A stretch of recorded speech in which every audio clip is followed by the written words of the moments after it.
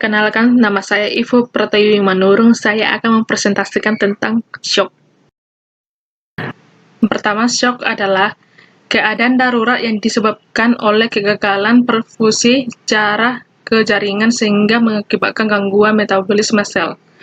Kematian karena shock terjadi bila keadaan ini menyebabkan gangguan nutrisi dan metabolisme. Etiologi yang pertama, hipovolemik. Kehilangan cairan dan elektrolit, eksternal, muntah, diare, kehilangan yang berlebihan, internalnya, asides, obstruksi usus. Yang kedua, shock kardiogenik. Kegagalan kerja jantung, gangguan perfusi jaringan yang disebabkan karena disfungsi jantung, misalnya aritmia, infak mikrobak akut. Yang ketiga, shock septik. Terjadi karena penyebaran atau invasi kuman dan toksinnya di dalam tubuh yang berakibat vasodilatasi. Yang keempat, anafilaktif. Gangguan perfusi jaringan akibat adanya reaksi antigen-antibodi yang mengeluarkan histamin dengan akibat peningkatan permeabilitas membran kapiler dan terjadi diabetes arteriola sehingga venous return menurun. Yang kelima, terjadi gangguan perfusi jaringan yang disebabkan karena disfungsi sistem saraf simpatik sehingga terjadi vasodilatasi. Manifestasi klinis, shock, tekanan darah sistemik, dan takikardi. Puncak tekanan darah sistolik kurang 100 atau lebih dari 10% di bawah tekanan darah yang telah diketahui. Yang kedua, hipoperfusi perifer, vasokonstriksi, kulit dingin, lembab, dan sianosis. Yang ketiga, oliguria atau anuria, kurang 0,5 mili per kilogram berat badan per jam. Penata laksanaannya, yang pertama, bebaskan jalan napas dan yakinkan ventilasi yang adekuat. Yang kedua, pasang akses ke intravena. Yang ketiga, mengembalikan cairan. Yang keempat, pertahankan produksi urin lebih dari 0,5 mili per kilogram per jam. Derajat shock. Yang pertama, shock ringan. Penurunan perfusi hanya pada jaringan dan organ non-vital seperti kulit, lemak, otot rangka, dan tulang. Yang kedua, shock sedang. Perfusi ke organ vital selain jantung dan otak menurun atau hati, usus, ginjal. Yang ketiga, shock berat. Perfusi jantung dan otak tidak adekuat. Mekanisme kompensasi shock beraksi untuk menyediakan aliran darah ke dua organ darah. Komplikasi yang pertama, kegagalan multi organ akibat penurunan aliran darah dan hipoksia jaringan yang berkepanjangan. Yang kedua, sindrom distres pernapasan dewasa akibat destruksi pertemuan alveolus kapiler karena hipoksia. Yang ketiga, koagulasi intravaskular diseminata akibat hipoksia dan kematian jaringan yang luas sehingga terjadi pengaktifan berlebihan jenjang koagulasi. Patofisiologi. Fase kompensasi, penurunan perfusi jaringan, timbul gangguan perfusi jaringan. Mekanisme kompensasi yaitu vasokonstriksi untuk menaikkan aliran darah ke jantung, otak, dan otot skleral. Penurunan aliran darah ke tempat yang kurang vital. Pelepasan faktor humoral, vasokonstriksi. Ventilasi meningkat, terjadi peningkatan frekuensi dan kontraktilitas otot jantung untuk menaikkan curah jantung. Peningkatan respirasi. Fase progresif. Jika tekanan darah arteri tidak lagi mampu mengkompensasi kebutuhan tubuh, curah jantung tidak lagi mencukupi, gangguan seluler di seluruh tubuh, tekanan darah arteri menurun, aliran darah menurun, hipoksia jaringan bertambah nyata, gangguan seluler dan metabolisme, produk metabolisme menumpuk, akhirnya terjadi kematian sel, dinding pembuluh darah menjadi lemah, venous retrum menurun. Menurunnya aliran darah ke otak menyebabkan kerusakan pusat vasolomotor dan respirasi di otak. Menambahkan hipoksia jaringan, menyebabkan terlepasnya toksin dan bahan lainnya dari jaringan atau histamin dan bradykinin yang ikut memperburuk syok. Hipoksia jaringan juga menyebabkan perubahan metabolisme dari aerobik menjadi anaerobik. Akibatnya terjadi asidosis metabolik. Terjadi peningkatan asam laktat ekstraseluler dan timbunan asam karbonat di jaringan. Langkah-langkah pertama menangani syok. Yang pertama, posisi tubuh. Posisi tubuh penderita diletakkan berdasarkan letak luka. Secara umum, posisi penderita dibaringkan terlentang dengan tujuan meningkatkan aliran darah ke organ-organ vital. Apabila terdapat trauma pada leher dan tulang belakang, penderita jangan digerakkan sampai persiapan transportasi selesai, kecuali untuk menghindari terjadinya luka yang lebih parah atau untuk memberikan pertolongan pertama, seperti pertolongan untuk membebaskan jalan napas.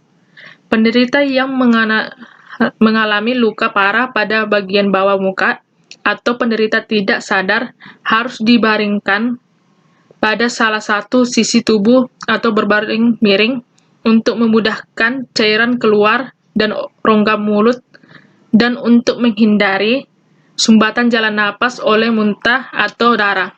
Penanganan yang sangat penting adalah meyakinkan bahwa saluran nafas tetap terbuka untuk menghindari terjadinya asfiksia. Penderita dengan luka pada kepala dapat dibaringkan terlentang dasar atau kepala agak ditinggikan. Tidak dibenarkan posisi kepala lebih rendah dari bagian tubuh lainnya. Kalau masih ragu tentang posisi luka penderita, sebaiknya penderita dibaringkan dengan posisi terlentang datar. Pada penderita syok hipovolemik, baringkan penderita terlentang dengan kaki ditinggikan 30 cm, sehingga aliran darah balik ke jantung lebih besar dan tekanan darah menjadi meningkat.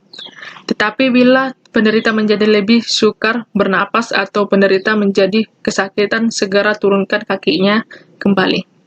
Yang kedua, pertahankan respirasi. Bebaskan jalan napas, lakukan penghisapan bila ada tengada kepala, topang dagu, kalau perlu pasang alat bantu jalan napas atau budal atau orofaringeal airway. Berikan oksigen 6 liter per menit. Bila pernapasan atau ventilasi adekuat, beri oksigen dengan pompa sungkup atau amubek. Yang ketiga, pertahankan sirkulasi. Segera pasang infus intravena. Bila lebih dari 1 infus, pantau nadi, tekanan darah, warna kulit, isi vena, produksi urin, dan CVP. Penatalaksanaan syok berdasarkan jenisnya. Yang pertama, penatalaksanaan syok anafilaktif. Segera baringkan penderita pada alas yang keras, kaki diangkat lebih tinggi dari kepala untuk meningkatkan aliran darah balik ke vena. Dalam usaha memperbaiki curah jantung dan menaikkan tekanan darah. Penilaian airway, breathing, sirkulasi dari tahap sesuria beberapa. Penilaian airway, breathing, sirkulasi dari tahap resusitasi jantung, yaitu yang pertama, airway, membuka jalan napas. Jalan napas harus dijaga tetap bebas, tidak ada sumbatan sama sekali. Untuk penderita yang tidak sadar, posisi kepala dan leher diatur agar lidah tidak jatuh ke belakang menutupi jalan napas, yaitu dengan melakukan ekstensi kepala, tarik mandibula ke depan, dan buka mulut. Yang kedua, breathing support. Segera memberikan bantuan napas buatan bila tidak ada tanda-tanda pernapasan, baik melalui mulut ke mulut atau mulut ke hidung. Yang ketiga, sirkulasi support, yaitu bila tidak teraba nadi pada arteri besar, karotis atau pulmonalis, segera lakukan kompresi jantung. Yang kedua, penetrasan syok hipovolemik. Yang pertama, mempertahankan suhu tubuh. Suhu tubuh dipertahankan dengan memakaikan selimut pada penderita untuk mencegah kedinginan dan mencegah kehilangan panas. Yang kedua, penderita cairan. Yaitu yang pertama, jangan memberi minum kepada penderita yang tidak sadar, mual-mual, muntah, atau kejang karena bahaya terjadinya aspirasi cairan ke dalam paru. Yang kedua, jangan memberikan minum kepada penderita yang dioperasi atau dibius dan yang mendapatkan trauma pada perut serta kepala. Yang ketiga, penderita hanya boleh minum bila penderita sadar betul dan tidak ada indikasi kontra. Pemberian minum harus dihentikan bila penderita menjadi mual atau muntah. Yang keempat, cairan intravena seperti larutan isotonik kristaloid merupakan pilihan pertama dalam melakukan resusitasi cairan untuk mengembalikan volume intraokuler, volume interstitial, dan intrasel. Yang kelima, pada syok hipovolemik, jumlah cairan yang diberikan harus seimbang dengan jumlah cairan yang hilang. Sedapan mungkin diberikan jenis cairan yang sama dengan cairan yang hilang, darah pada pendarahan, plasma pada luka bakar. Keenam, pemantauan tekanan vena sentral penting untuk mencegah penderita cairan yang berlebihan. Yang ketujuh, pada penanggulangan syok kardiogenik harus dicegah pemberian cairan berlebih akan memberikan jantung. Kedelapan, pemberian cairan pada syok septik harus pemantauan ketat. Meningkatkan pada syok septik biasanya terdapat gangguan organ menjemuk. Yang ketiga, penetrasaan syok neurogenik. Yang pertama, baringkan pasien dengan posisi kepala lebih rendah dari kaki. Kedua, pertahankan jalan napas dengan memberi oksigen, sebaiknya dengan menggunakan masker. Pada pasien dengan distres respirasi, hipotensi yang berat, penggunaan endotrakeal tube dan ventilator mekanik sangat dianjurkan.